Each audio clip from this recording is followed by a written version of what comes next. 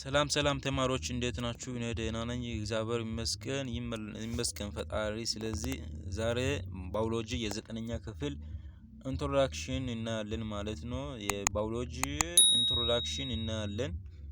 ቀጥታ ወደ ቪዲዮ። ዲፊኒሽን ኦፍ ባዮሎጂ ምን ማለት እንደሆነ እናያለን።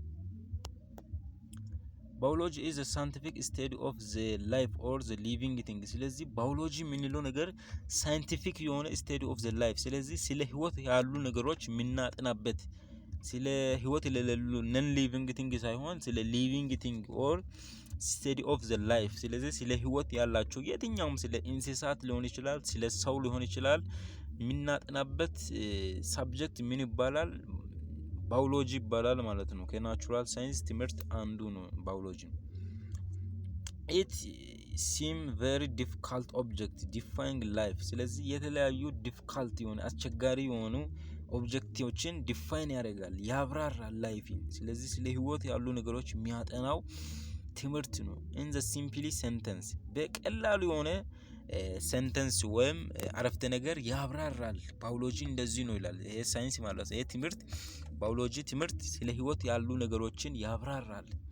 but we are recognizing life mainly common character shared by living system።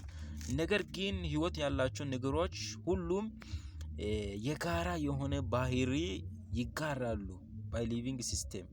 በህይወት ሲስተሞች ላይ ሲናይ ሊቪንግ ህይወት ያላቸው ነገሮች የጋራ የሆነ ባህሪ አላቸው።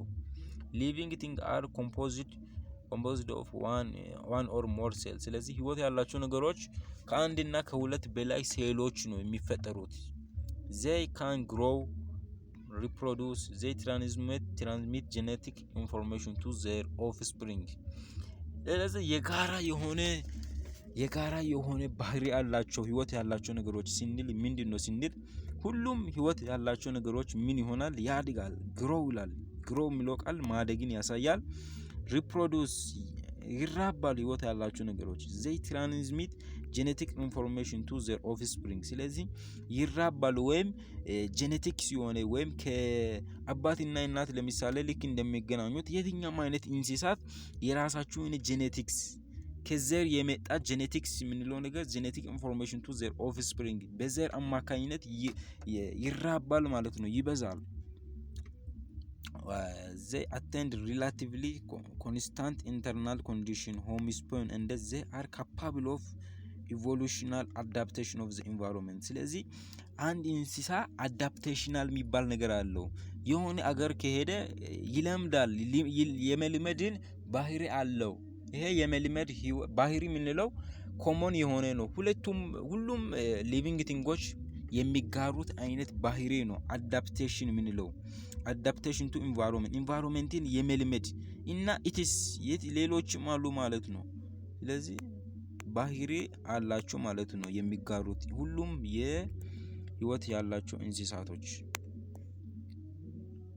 biologists study about living things using scientific method። ስለዚህ ባዮሎጂስት የምንለው ስለ ባዮሎጂ የሚያጠኑት ሰዎች ስለ ህይወት ያላቸው ነገሮች ያጠናሉ ሳይንቲፊክ ሜቶድን ተጠቅመው የሳይንሳዊ ዘዴዎችን ተጠቅመው that involving asking questions። ስለዚህ ጥያቄዎችን በመጠየቅ ጀምራሉ። ከዛ suggestion possible answer የሆነ መልስ impossible የሆነ answerን ደግሞ ይሰጣሉ and test for the validity of the answer። ስለዚህ ያንን answer ያጠናሉ፣ ቴስት ያደርጋሉ ማለት ነው። ከዛ through experimentation በኤክስፐሪመንት የተደግፈው ያንን የሰጡትን መልስ ያብራራሉ ወይም ቴስት ያደርጋሉ፣ ያጠናሉ። this scientific study follow study of the structure and the process that we can verify, observe and measure directly and indirectly with helping of tools and technology such as microscopy። በማይክሮስኮፒ አማካኝነት ያጠናሉ ፕሮሰስን፣ ስትራክቸሩን እና ፕሮሰስ we can verify observation። ስለዚህ ያጠናሉ ማለት ነው። ባዮሎጂስቶች ስለ ባዮሎጂ የሚያጠኑ ሰዎች ናቸው ማለት ነው። what relationship does biology we have other field of the natural science? ስለዚህ ባዮሎጂ ከሌላ ከሶሻል ሳይንስ ትምህርቶች ወይም ከናቹራል ሳይንስ ትምህርቶች ጋር ምን አይነት ሪሌሽንሺፕ አለው፣ ግንኙነት አለው? The study of the biology is a point of merging information and the tool from all natural science። ስለዚህ ባዮሎጂ ከሁሉም ናቹራል ሳይንስ ትምህርቶች ጋር ይገናኛል፣ ቅርርብነት አለው፣ የሚጋሩት አንድ ባህሪያቶች አሉ ማለት ነው። For example, information about natural occurring element, living organism, chemical bonding molecules, acid, base and other relating thing, studying using the tool and principle of the chemistry። ስለዚህ ኬሚስትሪ ስለምን ያጠናል? ስለ ሞለኪውሎች፣ ስለ አሲድ፣ ስለ ቤዝ and other related thing study using tool and principle። ስለዚህ ያጠናል ስለ ቤዝ፣ ስለ ሳልት፣ ስለ አሲድ፣ ስለ ኬሚካል ባውንድ እንደዚህ ነገሮችን ያጠናል። ስለዚህ በዚህ ይሄንን ነገር በሚያጠናበት ጊዜ ተፈጥሯዊ ነገሮችን ነው የሚያጠናው። ስለዚህ አንዳንድ ኬሚስትሪ ህይወት ስላላቸው ነገሮች የሚያጠናበት ታይም አለ። በዚህ አማካኝነት ኬሚስትሪ እና ባዮሎጂ ይገናኛሉ ማለት ነው። other scientific concept like conversion of the radio energy into the organic molecules by photosynthesis is study which acknowledge of the chemistry and the physics። ለምሳሌ ስለ ፎቶሲንተሲስ ያጠናል ኬሚስትሪ። ለምሳሌ ስለ ማዳበሪያ የሚያመርተው ኬሚስትሪ ነው። ኬሚስትሪ እንዴት ነው ማዳበሪያ ማምረት የሚችለው ሲባል አንድ ምርት ቶሎ እንዲመረት ነው። ስለዚህ በዚህ አማካኝነት አንዳንድ ነገሮች ህይወት ያላቸው ነገሮች እንዲመረቱ ኬሚስትሪ ማዳበሪያ ያመርታል ማለት ነው። በዚህ ምክንያት ኬሚስትሪና ፊዚክስ ይገናኛል እና ባዮሎጂም ደግሞ ይገናኛል። የሶስቶቹ የናቹራል ሳይንስ ትምህርቶች ይገናኛሉ። ለምሳሌ ይሄ ባዮሎጂ ነው ብንል፣ ይሄ ኬሚስትሪ ነው ብንል፣ ይሄ ፊዚክስ ነው። አያችሁ የጋራ የሆነ ግንኙነት አላቸው ማለት ነው እነዚህ ሶስቱ ትምህርቶች።